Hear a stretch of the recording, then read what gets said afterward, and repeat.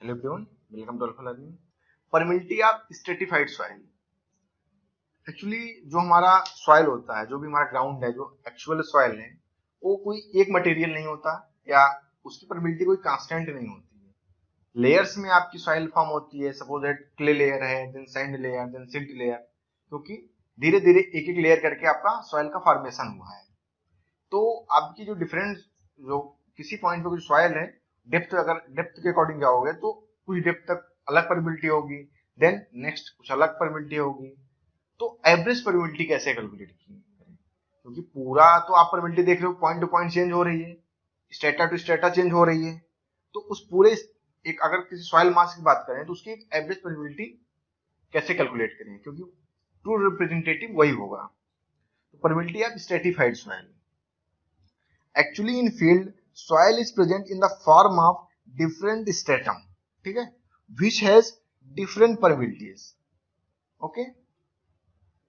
For calculation of discharge, average values of permeabilities are found out for the whole deposit. Whole deposit के लिए क्या करते हो आप? Average value of permeability calculate करते हो for calculation of discharge. Discharge क्या होता है? Q equal to KI A. तो जो यहाँ पे K होगा, क्यू क्या होता है? क्यू इक्वल टू के आई ए। ये आप एवरेज वैल्यू कैलकुलेट करते हो के का फॉर होल डिपॉजिट, ठीक है। There are two such average values. There are two such average values. दो एवरेज वैल्यूज हैं। कौन कौन सी हैं? Number one, average horizontal coefficient of permeability. Horizontal coefficient of permeability K H when the flow is parallel to strata. ये कब calculate करते हो? Flow is parallel to strata.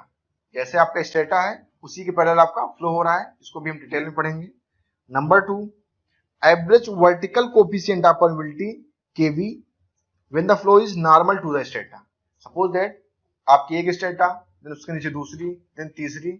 जब इसके नॉर्मल फ्लो होगा, या अपवर्ड या डाउनवर्ड, तो आपका होगा ये। तब यहाँ पे एवरेज वर्टिकल परमिलिटी निकालोगे, और आपका एक स्ट्रेटा, दो, तीन, और इसी डायरेक्शन में आपका फ्लो हो रहा है, तो एवरेज हॉरिजॉन्टल परमिलिटी निकालोगे। तो K H and K B आपको कैलकुलेट करना है। तो हम एक एक देखते हैं। नंबर वन, हम average permeability parallel to bedding plane, ठीक है। Average permeability parallel to bedding plane. तो आप देख रहे हो तीन प्लेन आपको दिख रहा है। एक soil, number one, depth H1 है, ठीक है। एल लेंथ है आपका, एल लेंथ स्ट्रेटा आप लिए हो, और देख रहे हो तीन स्ट्रेटा है। नंबर वन H1 डेप्थ है, नंबर टू की ये नंबर वन है, ये नंबर टू है, ये नंबर थ्री है। नंबर वन की डेप्थ कितनी है? H1, नंबर टू की H2, नंबर थ्री की S3। परमिलिटी पहले लेयर की K1, दूसरे की K2, तीसरे की K3, और इसकी इनवर्ड विड्थ हमने W ले लिया है। यूनिट भी ले सकते थे, आप यहाँ पे W लिए हो। यूनिट आपका जो भी है इनवर्ड विड्थ, ठीक है, ये लेंथ है। अब सपोज दैट आपका फ्लो कैसे हो रहा है? पैरेलल टू बेडिंग प्लेन हो रहा है। Average permeability parallel to bedding plane. इस केस में क्या होगा? फॉर एग्जांपल आप समझ सकते हो। सपोज दैट फ्लो कब होगा? जब हेड डिफरेंस होगा। आपका फ्लो कब होता है? फ्लो तब होता है जब दो पॉइंट के बीच में हेड डिफरेंस हो। उस हेड के अंडर में आपका फ्लो होता है। आप देख सकते हो। फॉर एग्जांपल अगर इसको आप बनाओगे,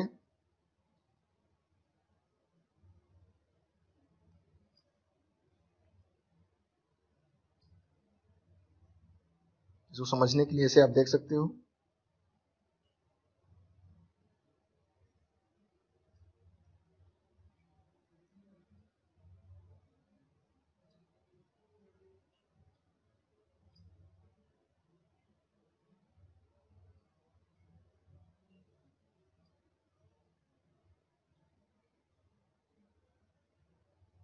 ठीक है,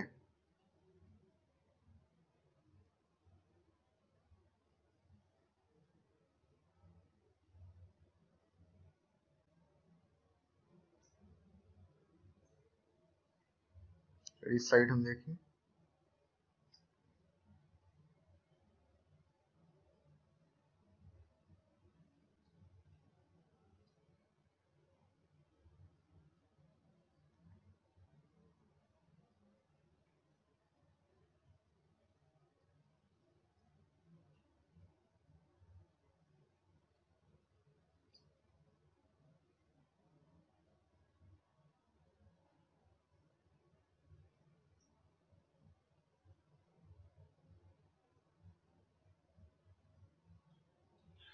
ठीक है, आप देख रहे हो इसमें तो टोटल अगर आप हेड मान लो h, हेड डिफरेंस क्या है h, तो आपका फ्लो हो रहा है एक तरफ से, आपका हेड इस टाइप जो एक साइड अप्लाई हो रहा है वो कोई h1 होगा, कोई एक वैल्यू होगी, और ये दूसरे साइड है, तो दोनों के बीच का डिफरेंस आप देख रहे हो स्मॉल h। इस स्मॉल h के अंडर आपका फ्लो हो रहा है। तो पहले लेयर से हमने डिस्चार्ज माना क्या है Q1, दूसरे से Q2, तीसरे से Q3, समझ गए। तो एक पैरेलल फ्लो कंडीशन हो गई, ठीक है। तो आपका जैसे आप समझ सकते हो कि आपकी 3 लेयर है सॉइल की, ठीक है। अगर इसको आप ऐसे समझो तो ये आपकी सॉइल की 3 लेयर है,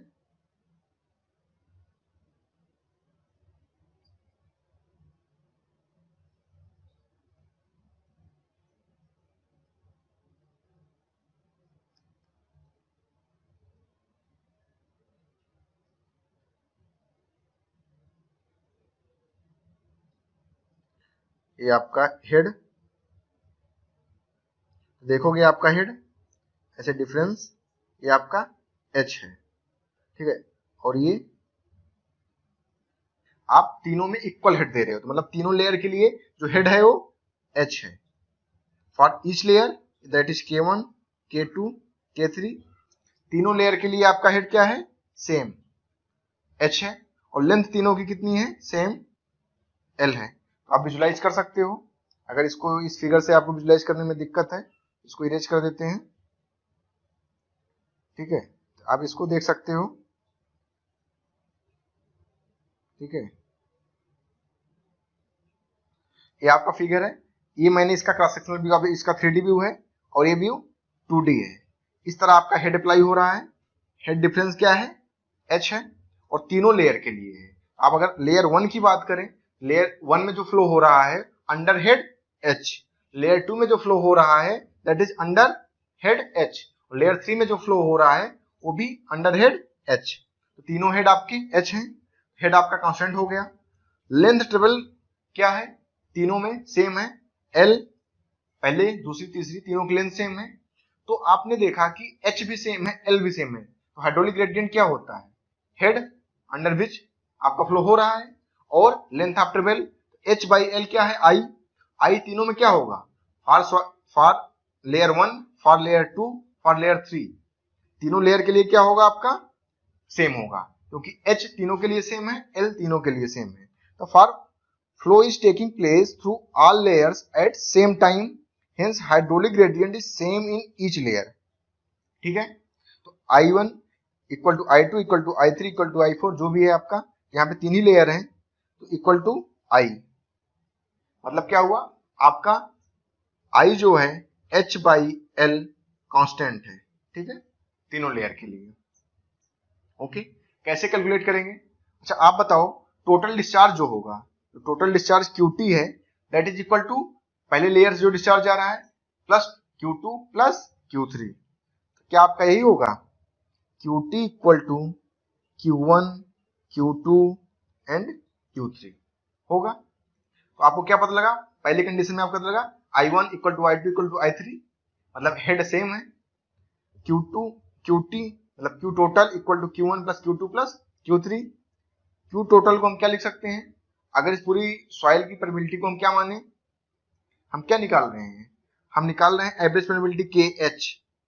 इसका मतलब क्या हुआ, पूरी सॉइल की जो आपकी स्ट्रेटिफाइड सॉइल है इसकी जगह हम एक सॉइल ऐसे रखें तीनों को हटा के, जिसकी डेप्थ सेम हो H1 plus H2 plus H3, length L हो, बट उसकी परमिबिलिटी कांस्टेंट हो, उसकी परमिबिलिटी KH हो, और आपको डिस्चार्ज उतना ही मिले, समझ गए। तो एवरेज किसी चीज का एवरेज निकालने का क्या मतलब होता है, इक्विवेलेंट निकालना।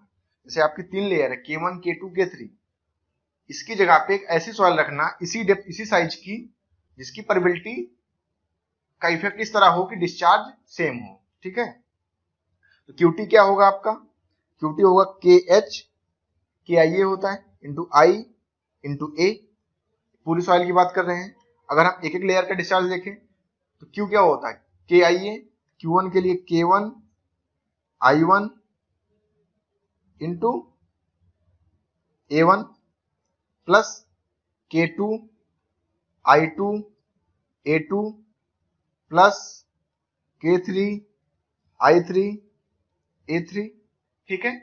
बट आप जानते हो but I equal to I1 equal to I2 equal to I3 same है, तो क्या हो जाएगा आपका, कैंसिल आउट हो जाएगा ये। और A क्या है, टोटल एरिया, टोटल एरिया क्या होगा H1 plus H2 plus H3, depth हो गई। इनवर्ट विड्थ कितनी है W, यही होगा। सिमिलरली आपका A1 क्या होगा H1 इंटू W, A2 क्या होगा H2 इंटू W, और A3 क्या होगा H3 इंटू W। क्लियर है, तो आप देख सकते हो, तो इस वैल्यू को पुट करो KH into H1 plus H2 plus H3 into W equal to K1, A1 की जगह हम क्या रख सकते हैं H1 into W plus K2 H2 into W plus K3 H3 into W। Okay, अब देखोगे W तीनों की विड्थ सेम है, तीनों लेयर की, कैंसिल आउट हो गया। तो KH क्या आया आपका, KH आपका आया K1 H1 K2 H2 K3 H3 upon H1 plus H2 plus H3, ठीक है। तो आपको क्या मिला, average permeability in horizontal direction. तो यहां पे आपने एक फार्मूला डिराइव कर लिया for average permeability in horizontal direction, जब आपका flow parallel to bedding plane हो रहा है, ठीक है। इसका मतलब क्या हुआ कि अगर इस तीनों सॉइल को K1 H1 जिसकी K1 परमिबिलिटी है, H1 डेप्थ है, दूसरे की K2 H2 है, तीसरा K3 H3 है, इस सॉइल की जगह हम एक सॉइल ऐसी रखें जिसकी परमिबिलिटी KH हो और depth H1 plus H2 plus H3 हो सेम, बाकी शेप साइज जो है लेंथ वही हो, विड्थ वही हो, तो फ्लो वही होगा जो इस केस में है। इसे क्या बोलते हैं, उस पूरी सॉइल का इक्विवेलेंट वैल्यू निकाल लेना, ठीक है। इस तरह हम KH निकाल सकते हैं। यहाँ पे हमने KH वैल्यू का फार्मूला हमें रिमेंबर रखना है, पहली चीज। दो पॉइंट जो हमें याद रखना है, और वो याद रखना है कि आपको फ्लो का H जो है सेम है। इस केस में आप देख रहे हो तीनों लेयर्स जो डिस्चार्ज पास हो रहा है वो अलग है, पहले से Q1, दूसरे से Q2, तीसरे से Q3, बट जो डिस्चार्ज पास हो रहा है अंडर द हेड H, जो अंडर द हेड H है वो तीनों अंडर द हेड H है, जो हेड है वो तीनों के लिए सेम है, लेंथ सेम है, इसलिए हाइड्रोलिक ग्रेडियंट कांस्टेंट। दो पॉइंट आपको याद रखना है, Q जो है Q1 is not equal to Q3 is not equal Q2 is not equal to Q3 इस केस में, but I1 equal to I2 equal to I3 equal to H by L, ठीक है। तो ये दो इसकी कंडीशंस हैं, ये आपको याद रखना है। कभी भी ऑब्जेक्टिव क्वेश्चन में भी ऐसे थ्योरी के फॉर्म में पूछ लेते हैं।